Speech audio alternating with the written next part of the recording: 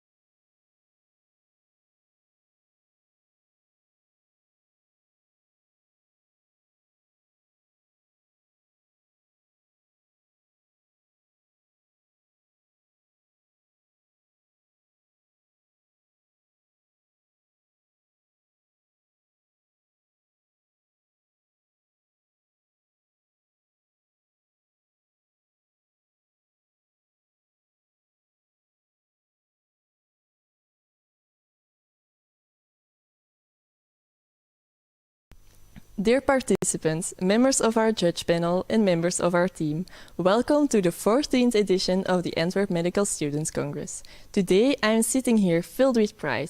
On the one hand, because I was given the chance to organize the Congress. On the other hand, because I can say that I was a co-head of the most amazing organizing committee. The following 4 days are filled with topics that we think are not covered enough during our medical training. Therefore, our team has worked hard to find a composition with the most interesting and innovative topics.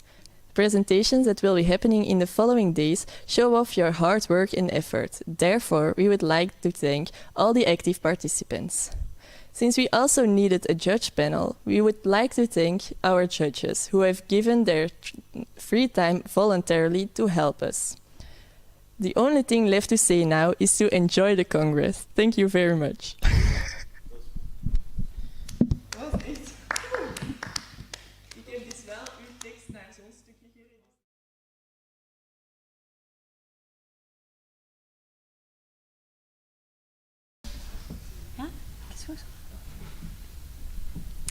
Hi everyone, and welcome to our very first lecture of AMSC 2020. My name is Christian, and I'm your host for this session. In the next hour and a half, we will be covering glycogen storage disease type 1A, a rare condition that affects the storage and usage of glycogen in the body. Professor Laurence Roosens, a clinical biologist, will provide you with the scientific side. Following that, a family with an affected member will talk about their personal experiences and daily living with the disease. Finally, after presentations, we will have a Q&A session with questions from you at home. Leave them in the chat box at any time during the presentations or the Q&A, and we will propose them to our speakers.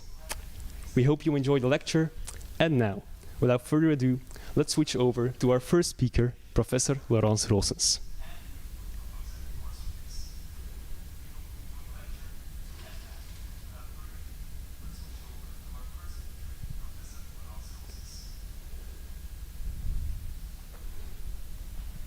So, good afternoon, students. This is an extraordinary situation for me because I'm used to talking in front of a filled classroom, but I will be sure to make this presentation as extraordinary for all you listeners by talking about a very special molecule called glycogen. And we are going to talk about the dynamic life of the glycogen granule. Before we talk in detail about glycogen, I would like to locate glycogen within the entire metabolic pathway. Well, and we all know that we will kick off with a statement that we can all agree on. All of us, we are great. We are great, fascinating organisms, and we are able to do many extraordinary things. As you can see on this slide, we are able to grow, to move, to walk, and to achieve very special physical and mental milestones. And the most special thing about this is that we take all of this for granted. And the reason we can take these things for granted is because there is an entire cellular machinery which enables us to do all of these things. When we have a closer look at this biochemistry, we can see that we can divide all of these biochemical reactions into two large parts. The first part are all the catabolic reactions. And these are reactions where you take a substrate and you break it down. You break it down, and in order to produce energy, and inside biochemistry, energy means ATP. In the second part, you use this ATP in anabolic reactions. And in these reactions, you try to construct, or your body constructs, very specific molecules which you need to sustain life. And one of these molecules, for example, is glycogen. And to make glycogen, you use the ATP, which you generate during the catabolic reactions. When you have a closer look at this slide, you can see that our body uses three main sources of substrates. You have the carbohydrates, you have the proteins, and you have the fats. And because this talk is about glycogen, well, we will focus on carbohydrate metabolism. And we will focus on the catabolic and the anabolic side of carbohydrate metabolism. Now, carbohydrates are not just one of the three products you can use. Carbohydrates are extremely important for our biological functioning. And why is this? Well, we have certain tissues in our body which have an absolute requirement for carbohydrates, and glucose is here your main product. And you can see in this slide there are two tissues which are depicted, and it's the brain and the red blood cells. And these two tissues have an absolute requirement. This means they cannot function without a continuous input of glucose as product for their catabolic reactions. And as you can read here, we consume about 200 grams of glucose a day, and 80% of these 200 grams are immediately taken up by brain and by red blood cells. And as you know that in your cytoplasm and in your blood circulation there is only about 10 grams of glucose present, you can understand that your body needs to continuously replenish this glucose reservoir. If you don't do this, your brain and your red blood cells won't have enough glucose to function, and this is why a hypoglycemic patient will present itself with loss of consciousness, with confusion and disorientation. And when you reach a certain hypoglycemic state, will even evolve into coma. Now, it's easy for me to tell you that your blood glucose needs to stay within certain limits. But you all know we only eat 3 times a day. We have breakfast, we have lunch, and we have dinner. And 2 to 3 hours after each meal, your brain and your red blood cells are able to use the glucose which comes from your meal. But in between those times, well, when your blood glucose drops, this is the time when glycogen becomes very important and becomes essential for the function of your brain and your red blood cells. You can see when you look at this picture, the green line is the breakdown of glycogen, and you can see that the breakdown of glycogen becomes very important a few hours after each meal. And this is true because glycogen helps to keep the glucose level in your blood between certain concentrations. I mention it because you can see it in this picture. The red line, there is an additional pathway which serves to keep blood glucose levels sufficiently high during longer periods of starvation. This is an additional pathway and is very necessary and needed because you only have a certain amount of glycogen present in your body. When this glycogen has been depleted, you have to use another pathway. This is gluconeogenesis, and it's the pathway where your body takes other products and transforms them into glucose. But it's important for you to know that your body keeps this as a third line, a rescue line. Why? Because this pathway is very demanding for your body. It costs a lot of ATP. So only during longer periods of starvation, your body will use gluconeogenesis.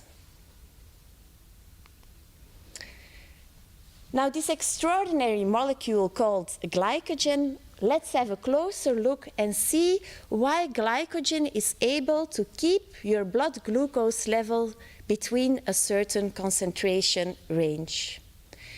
When you look at this picture, you see a picture of a hepatocyte. And during the fat state, your hepatocyte is filled with glycogen granules. You can see this on the picture. And glycogen is nothing more but a polysaccharide. So it's made up out of a lot of glucose molecules, and it serves as a storage form for glucose. And as it says on the slide, it's your first line of defense when your blood glucose levels drop. When you look at the picture, you can see glycogen consists of linear branches of glucose molecules, and they are connected one to another by 1.4 connections. But you cannot see that they are only linear chains. There are also branching points, and this is very important. These branching points are 1.6 connections because the glucose molecules connect to another molecule at another point. When you take all of these connections together, you get a cauliflower-like molecule, and on the outside, all the enzymes to break down glycogen are present. And the very large advantage to have that many endpoints and to have a cauliflower-shaped molecule enables us, when blood glucose levels drop, that a lot of enzymes can work simultaneously and can release a lot of glucose molecules at the same time and can very easily and rapidly release large amounts of glucose in the blood. So to summarize, what does glycogen do? Glycogen is made up out of glucose molecules. And during your meal, when there is an excess of glucose, your body takes the glucose and uses it to produce glycogen molecules, a storage form for later on when blood glucose levels are low. Only two tissues in your body are able to do this: the liver and muscles. This is very important. The only reason these two tissues can make glycogen is because they possess or express the necessary enzymes to make glycogen. Later on, after your meal, when blood glucose levels are dropping, the reverse will happen. The glycogen will be broken down in a process called glycogenolysis, and we know that glycogen is transformed back into glucose. And as I'm telling you this, I should make a small nuance, because it's not entirely true, and you will see it on the next slide. On the right-hand side of this slide, you can see the process in which glucose is transformed into glycogen. The first step is very important. Glucose is phosphorylated into glucose 6-phosphate by two types of enzymes. In all of our tissue, it happens by hexokinase, and only in the liver, this process is catalyzed by glucokinase. You get a molecule called glucose 6-phosphate, and this molecule, let's say, gets trapped in your cell. Because in your cell, you don't have a transporter for glucose 6-phosphate. So once you have the phosphorylated form, it cannot leave your cell, and it is destined to be metabolized further in your cell. There is something else you need to know about glucose 6-phosphate. It's like a crossroad or a crossing point of many metabolic pathways. Let's say, when you look at this slide, when you go down from glucose 6-phosphate, you produce glycogen. But you're also able to go to the right and to use glucose 6-phosphate to produce energy in a pathway we call glycolysis. Or you can go to the left. It's not depicted on the slide, but you can also use glucose 6-phosphate to make ribose 5-phosphate, the sugar which is essential to make purines and pyrimidines. Let's say our cell is in the situation that it would like to use glucose 6-phosphate to make glycogen. Well, we will have to activate this glucose, and we will make it into glucose UDP. This is an activated form, and we can connect all these UDP glucoses together in linear chains and in branches to construct an entire glycogen molecule. Let's say you want to break glycogen down, and you would want to do this when blood glucose levels are dropping. Well, then the reverse happens. You take your glycogen molecule and you break it down, not in the first step into glucose, but into a phosphorylated form of glucose, into glucose 1-phosphate, and you transform it back into glucose 6-phosphate. And this is a very important slide, because in this slide you can appreciate the difference between liver glycogen and muscle glycogen. Liver glycogen is very particular in one characteristic, namely the liver possesses a very special enzyme called glucose 6-phosphatase. This enzyme is able to take away the phosphate group and produce glucose. And as I mentioned before, your body or your cell has transporters for glucose. So once glucose is produced, it can easily leave the cell and make the blood glucose concentration turn it into a steady state. Leave you with concentrations which are viable for normal brain activity and normal red blood cell activity. This is why the liver is always referred to as a very altruistic organ. The liver looks after everyone else in your organism. It looks after every one of your tissues because it takes care of the blood glucose concentration. This is very different for muscle glycogen. Muscle glycogen does not express the glucose 6-phosphatase. And this means that the glycogen which is present in your muscle cannot be used for blood glucose concentration. Why? Because glucose 6-phosphate cannot leave the muscle cell, and it has to be used in one of the other pathways which crosses at the glucose 6-phosphate. And most of the time it will be used in glycolysis when muscle activity has to be sustained, for example, when there is a low amount of energy in your muscular system. So this is very important to realize, that only liver glycogen contributes to blood glucose, whereas muscle glycogen contributes only to their own activity of the muscle cells. And this is a little side note you can see on this slide. Of course, the hepatocyte has to be organized to sustain this function. Why?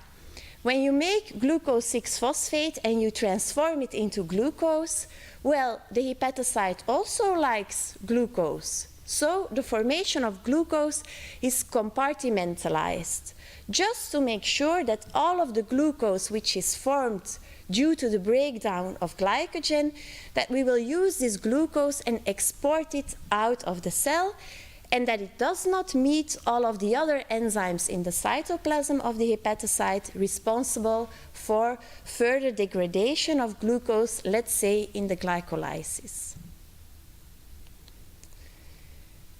Okay. This is also important to know. I can tell you about different pathways, about making glycogen, about the breaking down of glycogen, but you can sense or you can feel that there has to be some kind of a regulation system. It's not efficient if all of these pathways would happen at the same time. And this is why in every metabolic pathway you have key enzymes which are active or non-active. And in this case, for glycogen, you understand that the activation of certain pathways depend on the fact if you are in a fat or a not fat state. Let's look, for example, at the synthesis of glycogen. There you have the glycogen synthase.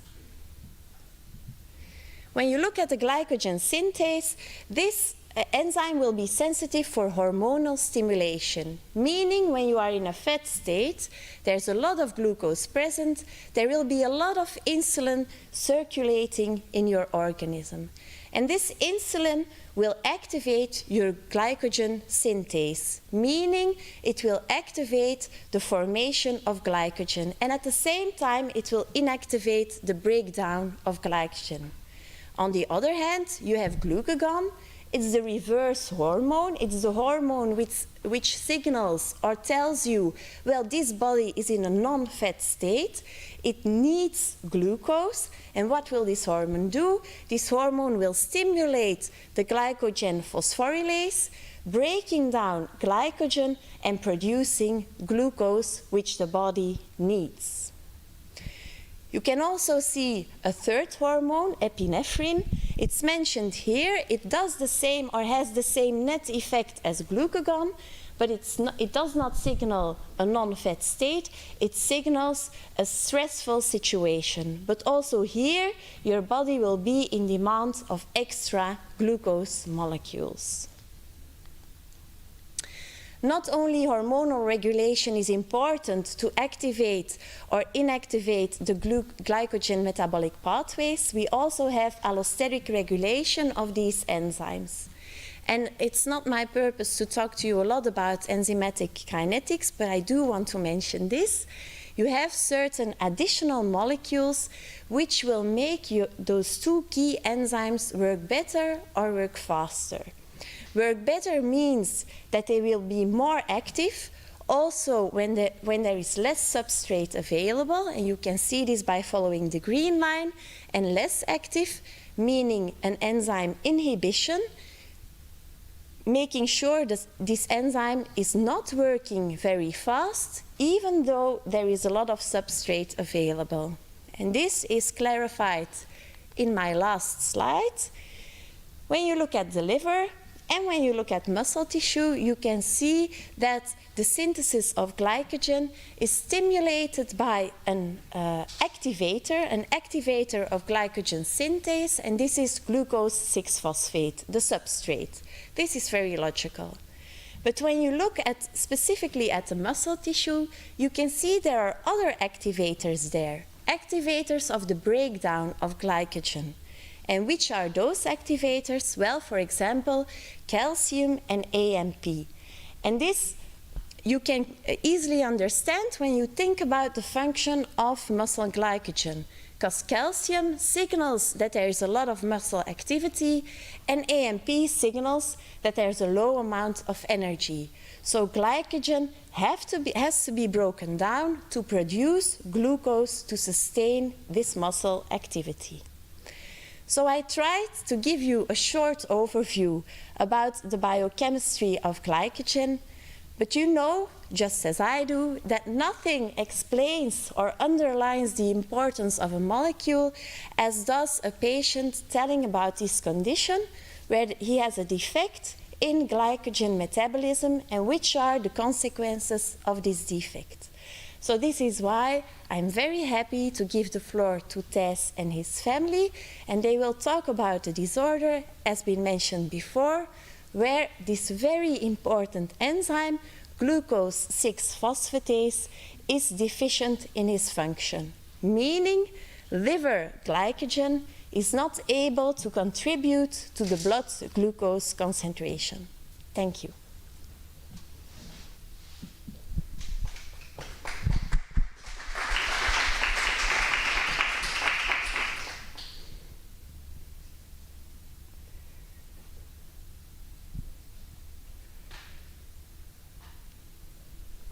Thank you very much, Professor Roosens, for your great presentation. We will now go over to our family, but first we'll have to disinfect the material. So we'll be back, right back in a few minutes. See you then.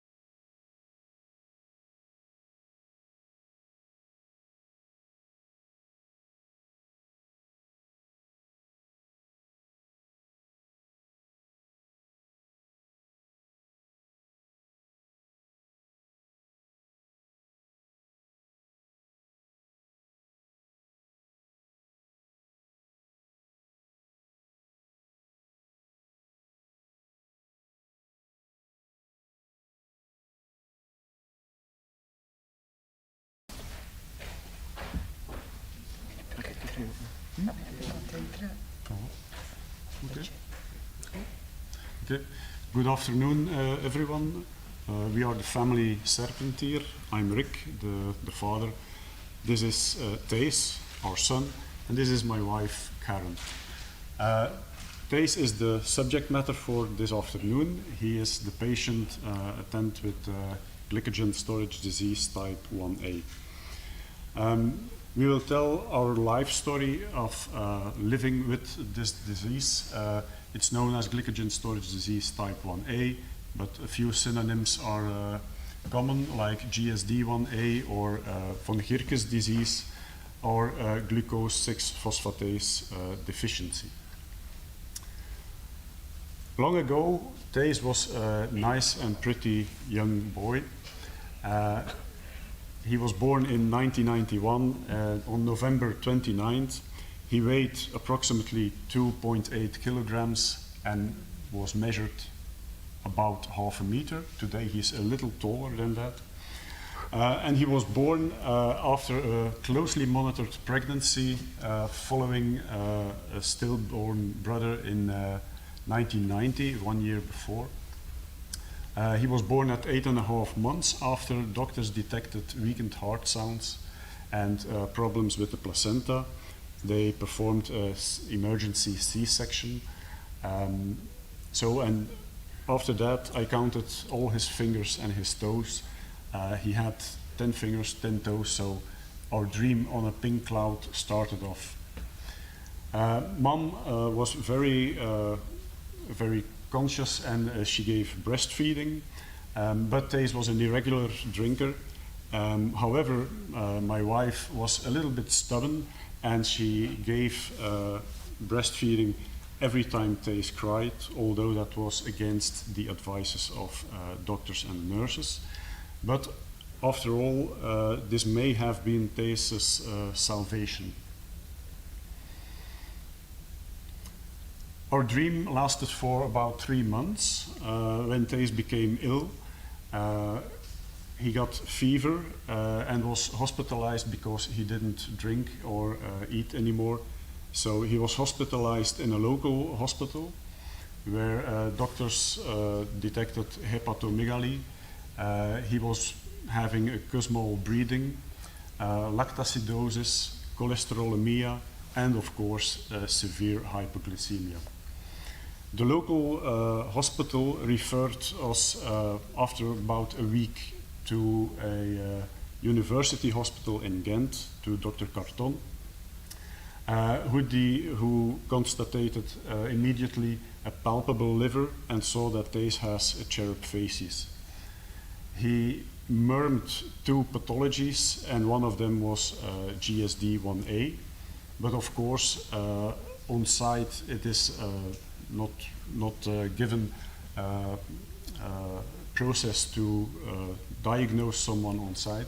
A liver biopsy gave the definite answer a few days later, and it was in effect von Gierke's disease, or glycogen storage disease 1A.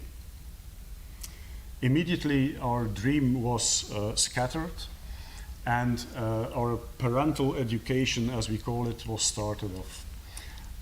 Dr. Carton made clear that Thijs was treatable, but not curable. He was treatable with a very strict Spartan diet. And he said, literally, it doesn't come to a second, but a minute will make a difference. And this is something we have taken to our heart and have used throughout our life. And we made it our mission.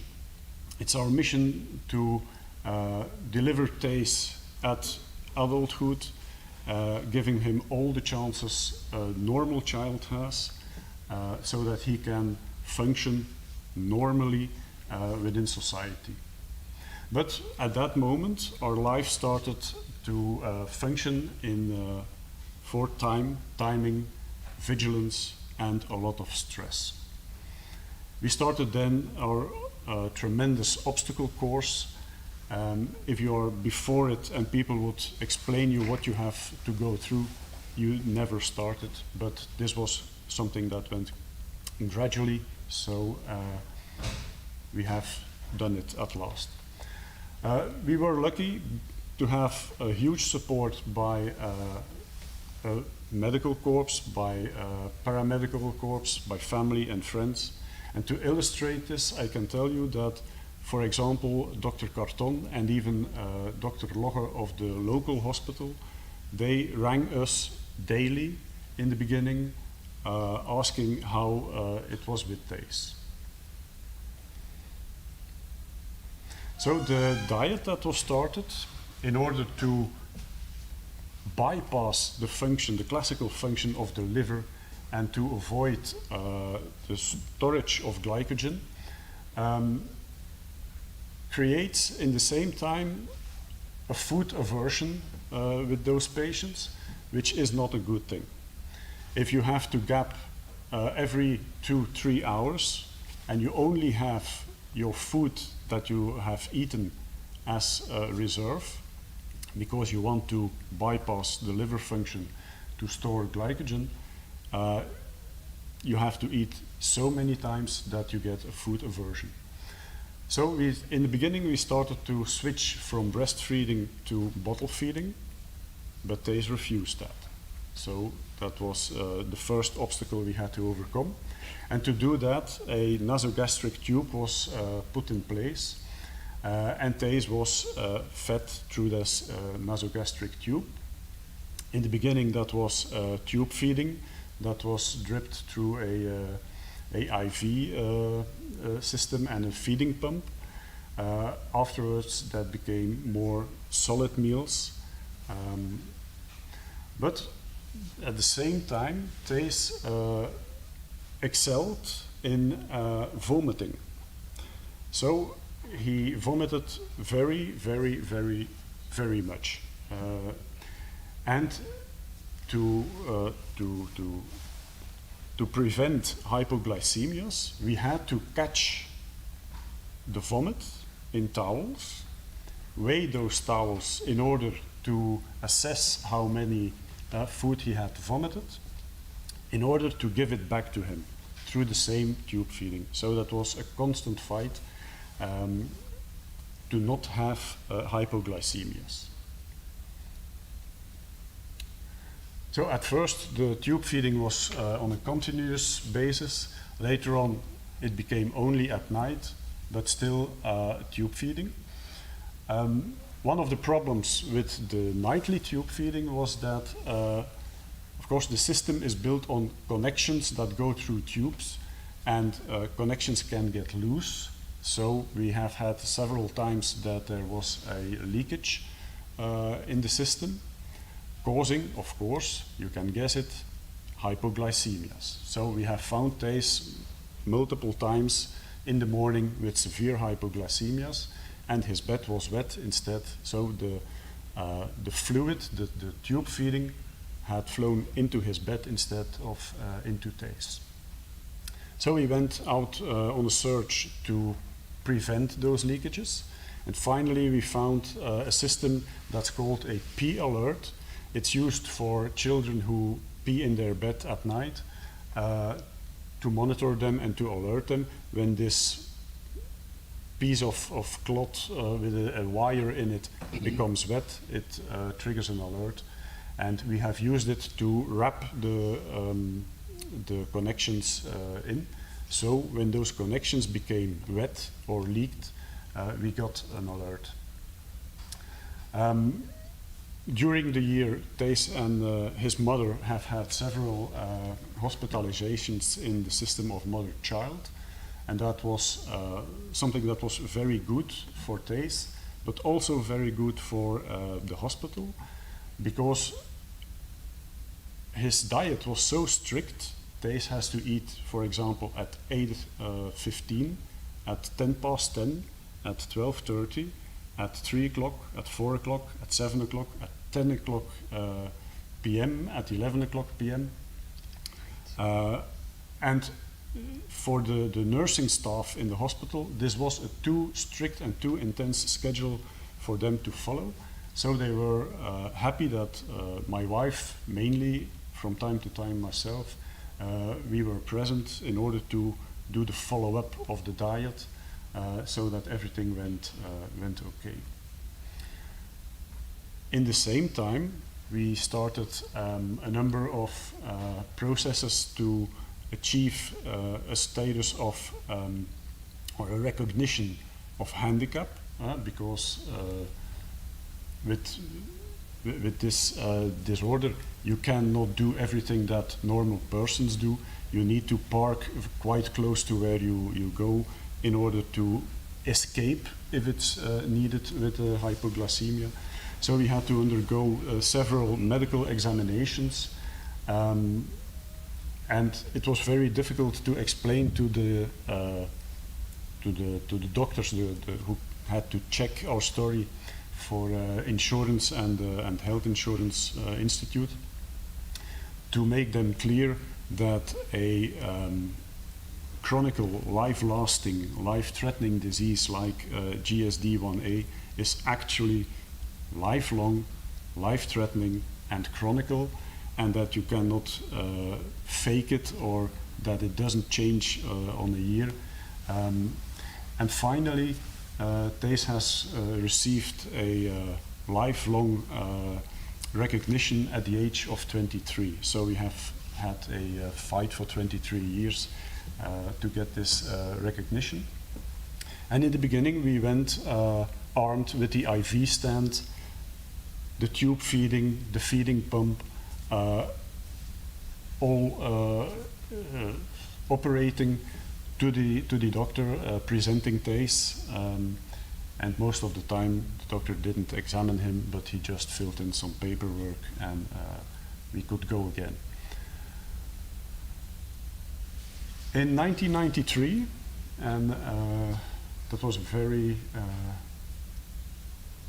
busy year for us, the nasogastric tube feeding became more and more regular for us, and we have had to replace this nasogastric tube normally every 6 weeks, which is not a pleasant experience. It's painful, and for a little child, which you cannot explain what's happening and why you are doing some things, it's very terrifying, even haunting, and in the end it's also traumatizing, not only for TACE but also for us as parents. Luckily we were 2 of us. My wife is nurse herself, so she could do that herself. But when you have a child that is not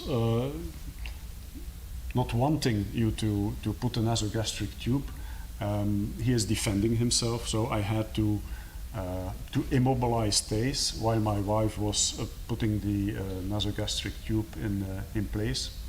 So we were in fact on a continuous fight with our own son. But we did not have time to comfort or consoling him, because most of the time when a tube had to be replaced, that was because he had vomited. And he was a specialist in vomiting. He could vomit and the tube came out of his mouth, went in through his nose, so you have to do something, you cannot put it back.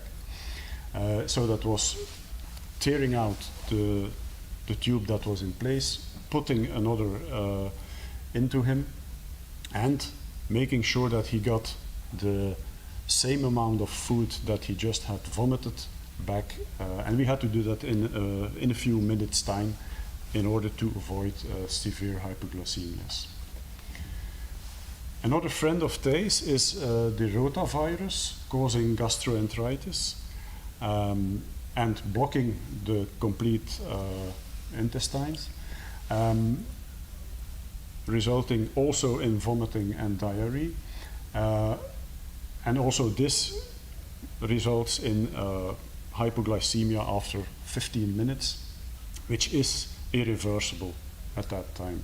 So we have had several hospitalizations in the really fast and furious style, because we did not want to wait for an ambulance to come at our home.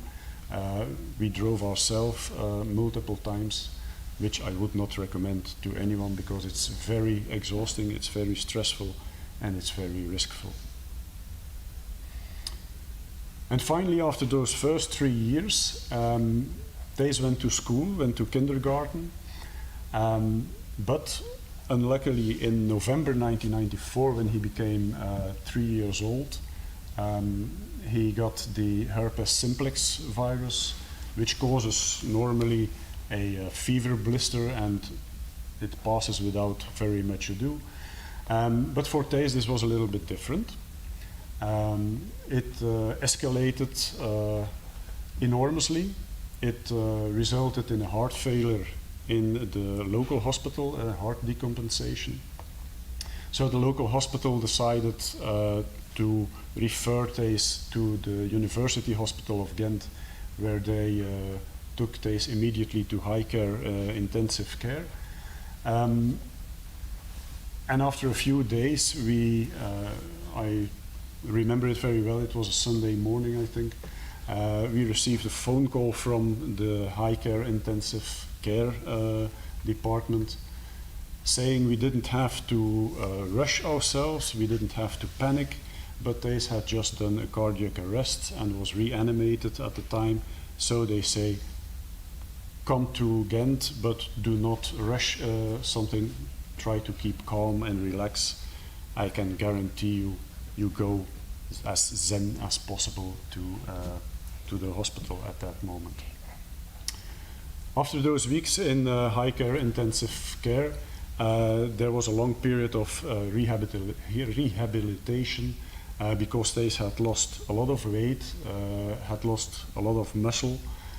He had to learn to walk again, so we were back to square one. During that time at high care intensive care, there had been administered a drug which the doctors asked us, may we give this to Thijs? It's either helping him or it's not going to help him. So we said, of course, give it to him if it can help him, and if it can save him, do not hesitate. Only Thijs has done a ototoxic reaction on that drug, and that has caused a hearing loss, which was determined in 1995 in kindergarten, when the teacher said, I think that Thijs is not hearing as well as the other kids because he does not respond as the other kids does. He misses tasks if we ask it to him. So we went to a ear, nose, throat specialist who effectively detected this hearing loss. So that was an additional problem. Thijs has, in the meantime, hearing aids.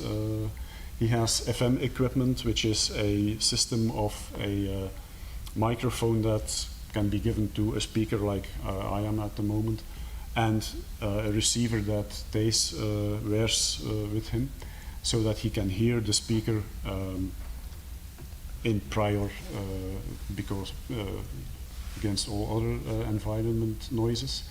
So we had to take that into account to create the necessary awareness in our environment. In November 1995, that's we are just 1 year later, Thijs was re-hospitalized again, but this time due to an erroneous diet application. One of us, I do not remember who, but one of us forgot his cornstarch, which is a cornerstone of his diet. You remember, we have long chains of sugar, we have very short chains of glucose. Well, cornstarch is a long chain of sugar and is a key of his diet, together with, for example, maltodextrose, which is a medium chain. So if we forgot cornstarch, that meant that after an hour and a half, Thijs' blood glucose levels were dropping, and they were not anticipated on by the cornstarch. So he makes hypoglycemia, and this time it was a very severe hypoglycemia. I remember he had a value of, I think, 22 millimole. So that is really, really, really low. He had also convulsions, and I had to call the emergency doctor.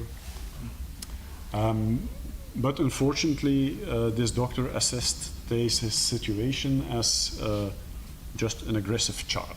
Thijs had convulsions, was laying on the ground, and the doctor thought this is just an aggressive child, even though I tried to explain him the condition of Thijs, saying he needs glucose right away, 10% or even 5% if you have it, but he needs glucose.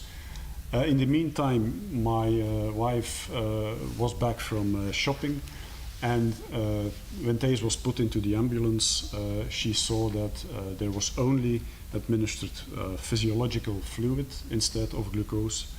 Luckily, it was the beginning of the mobile phones, so she took her mobile phone, rang the local hospital where the pediatrician was present, and he explained to the emergency doctor that Thijs needed glucose 10%. For us, this incident, this issue, was the trigger to create an emergency kit containing everything that's needed in an emergency. For example, 2 bottles of glucose 10%, a complete IV set, Valium to stop convulsions, several solutions of glucose. The only thing we cannot put in such a box is a doctor, because they are a little larger than the box. But we have that always with us. We will put this box here in front. We can show later on what's inside. We also have documented at that time his diet, an emergency procedure, and so on, so that in the future, because we hope that we would have a bright future ahead of us, we would not have this problem anymore. During primary school, everything went as usual, because we were getting used to it. So there were several hospitalizations due to the stomach flu. We needed several times medical emergency service. We played several times Fast and the Furious with self-service in rushing days to a hospital. But something good was that the nasogastric tube, which was in Thijs' face, of course, was replaced by a gastrostomy. So that was, for socializing Thijs, that was a very important step. But a lot of other things were that, for example, Thijs could not do sports at school. School trips had to be adapted in order to get Thijs with the school, because we did not want to lay all the responsibility to the education staff or to the school staff. So we went with every school trip, we went with him, although in the background, but we were present. His mom and her mother, his grandmother of Thijs, took meals to school. So that was at 10 o'clock, at noon he was coming home, at 3 o'clock, at 4 o'clock, so they drove every time to the school and back home. On other occasions, like parties or whatever, Thijs had always to follow a custom schedule. Even on his first Holy Communion, Thijs was at the party, he was eating alone, because it was 12:30, he had to eat. All the other people were still enjoying their drinks, but Thijs had to eat, so he ate alone. He also had, in that period of time, he also had several fractures, because one of the side effects of glycogen storage disease is apparently that there is some form of osteoporosis. And he once tried to skimboard at sea, and he fell, and his wrist was broken in 2 places, so it was immediately finished with skimboarding. In that same period, we started psychological coaching for him, because he had a lot of fears. He was afraid of dying. He was afraid of everything that was happening around him. He had to prick several times a day, so he had to accept his disability. All this was quite difficult, but maybe the most important is that Thijs, at the age of 6, still did not eat solid food. It was like that even if we presented a slice of bread to Thijs, he started gagging, ultimately vomiting, so we went into problems. And there was only one solution, and that was someone that we had learned through a documentary on television, who was giving eating therapy, and she has, during the course of 1 year, learned Thijs to eat, and she started crumb by crumb, by first presenting a crumb, and then applauding Thijs for doing it so well. Second step was putting the crumb on his lip, on the tip of his tongue, and so on. So after a full year of therapy, Thijs finally started to eat, since he did stop. It's also the period in which we undertook our first journeys. So that's a camp to Spa, a location here in Belgium, and a intersoc holiday with medical assistance. During his secondary education, that was a major adjustment for Thijs, because the local school, the primary school and kindergarten was local in our village, but secondary education was in the big town of Roeselare. So that was a completely new school. Board didn't know Thijs' condition, teachers didn't know, staff didn't know. So we had to explain the condition, the diet treatment.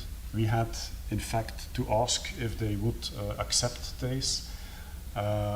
Luckily they did, and they were very open to him.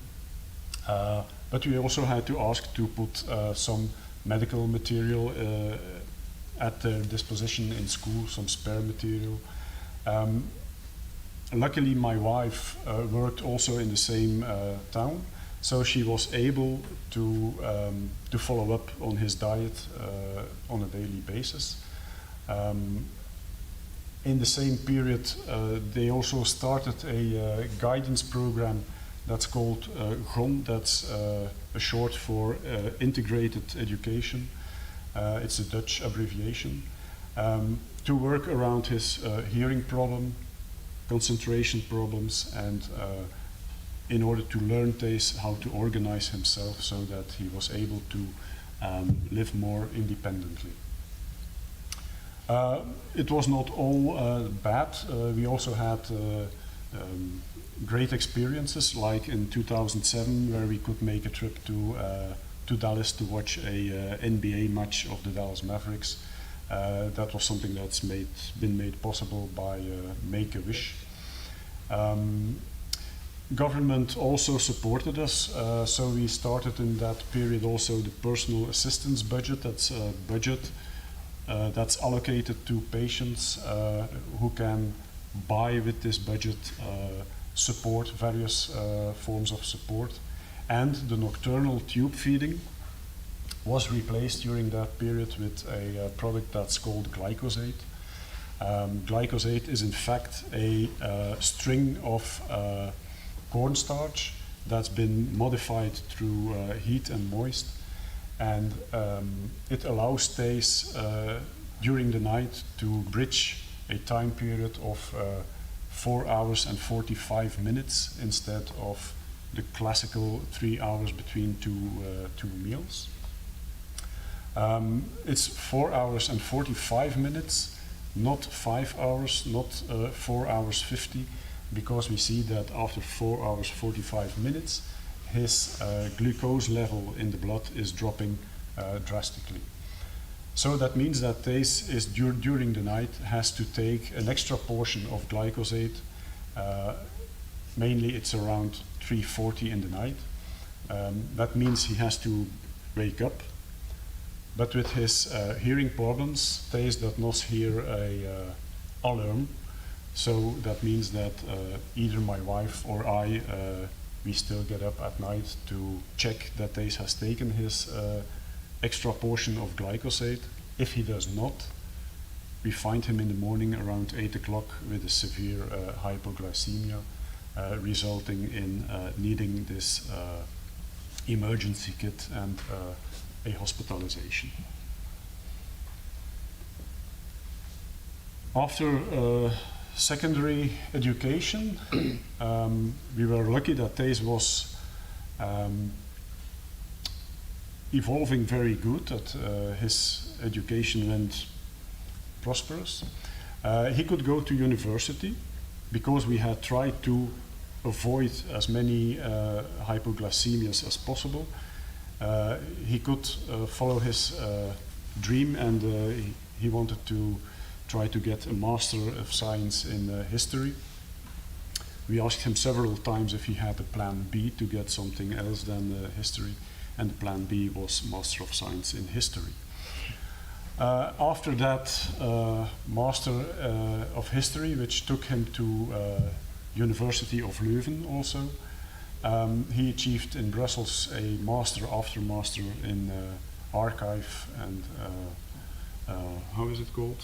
Document management and archiving. Yeah. And he has kept a number of good friendships. However, also that trip to Leuven was not without problems. We had read in a brochure of the university that they had a dazzling proposal of supported living for students with a disability. It consisted of a residence where students with a disability lived together with students without a disability, and the students without the disability took care of the students with a disability. So we thought, this is it. This is the golden egg. Until we explained Thijs his condition at the university and said that, in fact, if you do not treat hypoglycemia, it's a life-threatening condition, and as a lightning strike, it was refused. So the support was refused. We found that this could not be the case, and we started a intervention by UNIA, which is a government agency that takes care of discrimination and so on.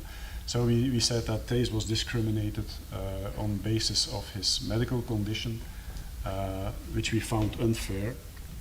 And thanks to this intervention by UNIA and their work, Thijs has been admitted. But still, he was admitted in the residence, but the students were not allowed to support him. So we had to organize our own support, which we have done by hiring a nurse, a home nurse for Thijs in the morning, and we have found a project that took care of elder people during the night in the area of Leuven, and they agreed to visit Thijs every night at the same time, exactly to check if he had taken his glyphosate at night. So that was organized by us. We have asked the responsibles of the residents if, in case of fire, for example, students might alert Thijs, and that was allowed. So that was the only support they gave him. Moreover, when after a year a new student with a disability wanted to visit the residence in order to see what's available and how it worked, it was asked to Thijs, can we visit your room? Thijs said, yes, of course, that's no problem. But he got a reaction, oh, you're not in a wheelchair, so you don't look handicapped. So there's still some kind of stigma that people who are not in a wheelchair cannot be handicapped. Other fears arise, like fears in relationships to be dropped.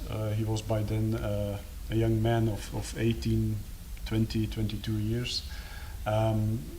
So he was feared by being dumped in relationships. It was not easy to build relationships in the first place because he cannot make carefree trips. He cannot go wild at festivals or at a campus or whatever that students do. So he was always inhibited. After university, Thijs starts working at the Watergroep, which is the same company as I work for, as an expert in data retention and archiving, so which is in his education. And luckily, the Flemish government has provided an integration protocol that makes it a little bit easier for Thijs and other people with a disability to work for government. Also, we have to do the same explanation at work. We have a second emergency kit at the office, so that colleagues can intervene, that doctors can intervene when necessary. In May 2017, an abnormal low level of testosterone was diagnosed in Thijs, which was at that time the 5th patient with GSD1A diagnosed with this condition worldwide. And the condition is hypogonadotropic hypogonadism. And in order to increase his level of testosterone, Thijs injects himself 2 times a week with Pregnil. In the meantime, his testosterone level is normalized, but during that time he had some form of depression. He wasn't feeling very well, so that was another effect of the condition. So we are living constantly with stress, with fears, with psychological coaching, with uncertainty. All this leads to a low self-image for Thijs. My wife is half-time working to get all administration up to date and in order. We have to make sure that all reserves and emergency kits are up to date, that they are checked, that they are replenished when necessary. We have our nightly checks, that's for 24/7, 365 days a year. So you can imagine this has a huge social impact on the family. During these times of the corona pandemic, we always said that we are a little bit used to it because we live already 30 years in some form of isolation.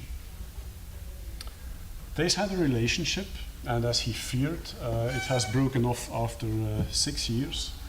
Nowadays he is sporting, he is a huge fan of basketball, but he does it in a wheelchair, in a national and European competition.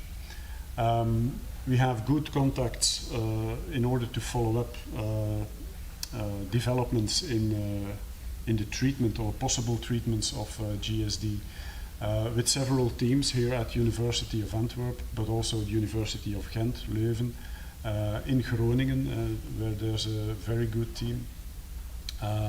We follow up the phase 1 clinical trials with gene therapy for patients with GSD1A. We have collaborated with Maastricht University in the research on fatty liver and arteriosclerosis, the relation with GSD1A. And yeah, as I mentioned just before, we work yet 6 months from home. We are used to our social isolation, and this is our story. So you can imagine this is not an easy job. It's not been easy, it's still not easy, but we are proud that we have brought Thijs where he is, that he is able to function autonomously within society at a, let's say, normal level. thank you very much, and if there are questions, we will hear it. Okay, thank you. Thank you.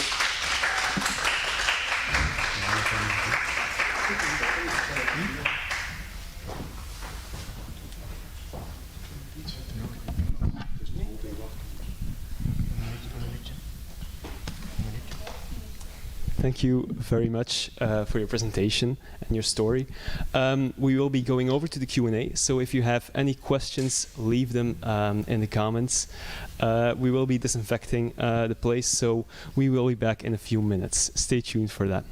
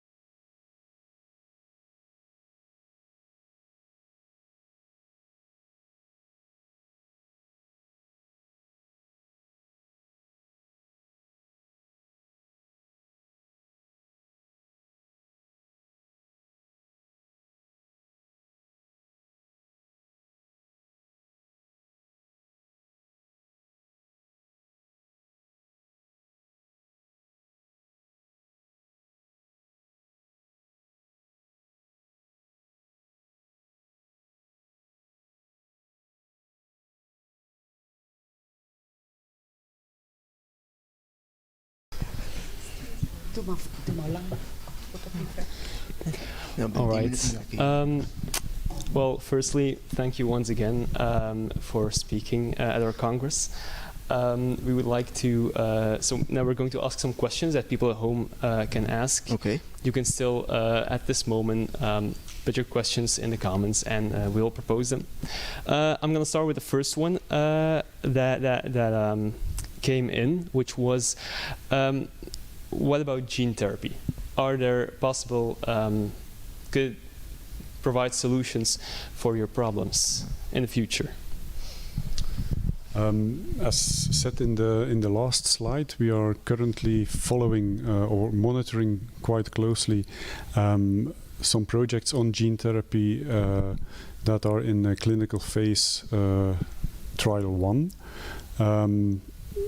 This is very immature at the moment, or in a very early stage of development, but there's the effects seen during the tests are very good, so we are quite hopeful that between this and 5, 10, 15 years there will be a gene therapy possible for GSD type 1A.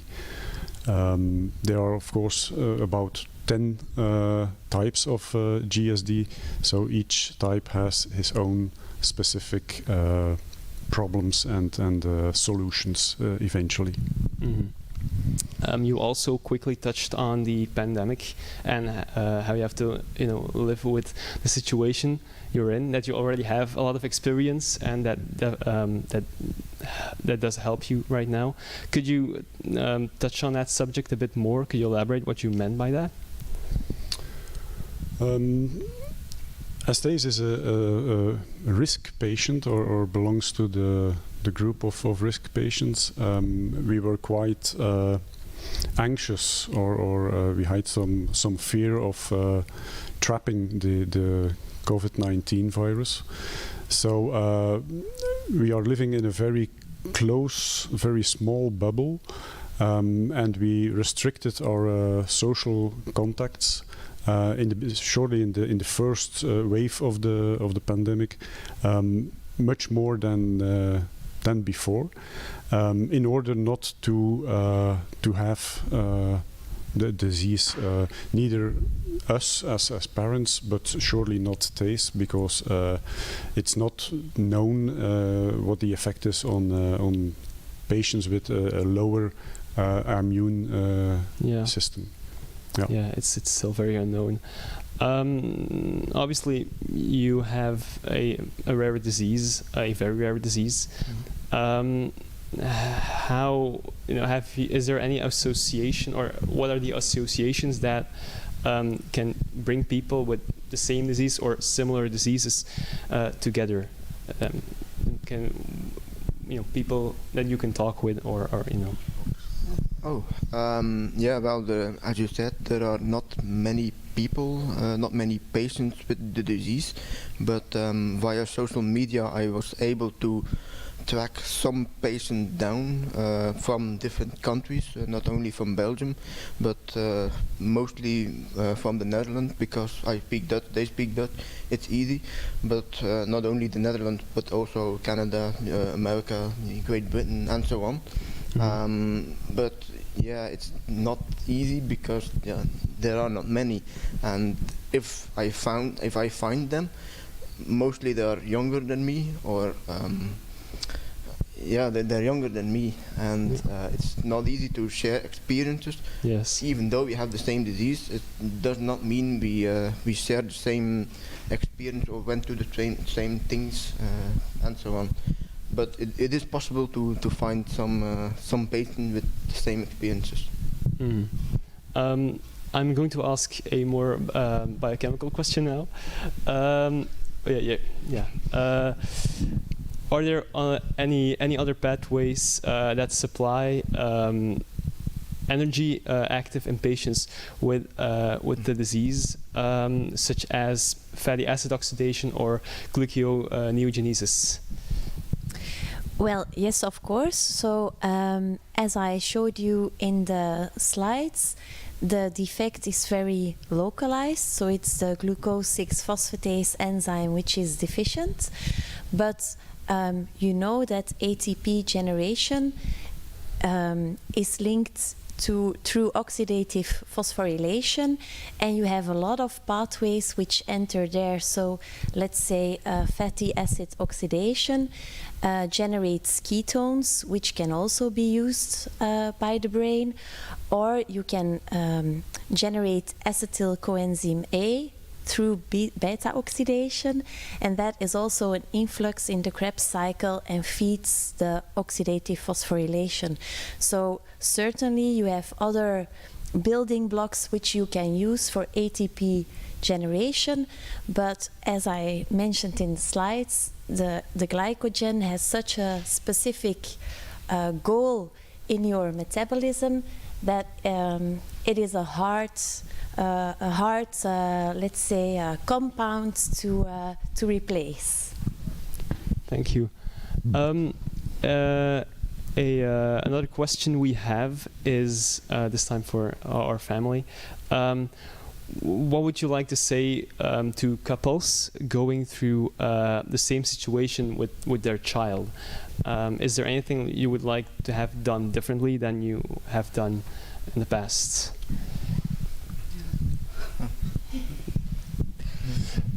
No, the main thing to remember to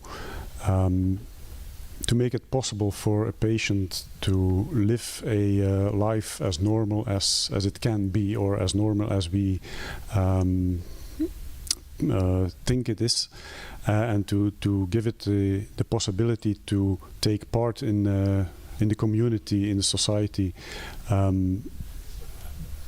on a regular basis and function normally, is do avoid hypoglycemias. Be strict in the diet, and as Dr. Carton said to us in the early days of after the diagnosis of TACE, the diet is it doesn't come on a second. You can't skip a second, and it can be 2 seconds also, but be sharp on the minute. We have had situations where it was time for TACE to eat, and for instance in a holiday resort, and they said, yes, it's coming. Okay, we wait 2 minutes, 5 minutes. We asked again. Oh yes, it's coming. It will be there immediately. And time passed by, and it became 15 minutes. And after 15 minutes, we took a finger prick of TACE, and he had a hypoglycemia. So he had a glycemia of somewhere low 50s or something like that, which is not normal. So we had to react. If you can avoid such situations, that is of golden value for patients like them. Yeah. Thank you. I think we have time for one last question, and this will be for the professor once more. So one of our commenters has read that hepcidin-producing adenomas could be found in the liver of patients with the disease. What is the mechanical link for that, and how do they affect the patient's condition? Do you know? Well, when you look at the pathology, it's easy to understand the link or the function that the liver has, because with the condition of TACE, TACE is able to make glycogen. So you are able to fill your liver with glycogen granules. The problem is that you are not able to use the glycogen in an efficient manner. So the liver is much more stressed than in a normal individual. And the hepatomegaly you see is because the liver is filled with granules, but you cannot use them efficiently. So you see that in a later stage, because the liver is so stressed, that you have a higher opportunity of malignancies in the liver.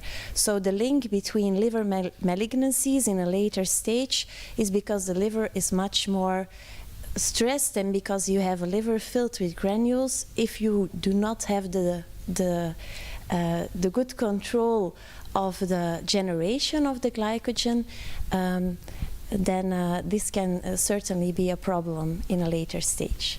All right. Well, thank you very much. I also want to say that we don't only have received questions, but also compliments that people understand a lot more of living with the disease as well, and that they found it very interesting. So I want to thank you all very much for coming. It has been a pleasure, and thank you for joining at home. Thank you. Thank you. Thank you.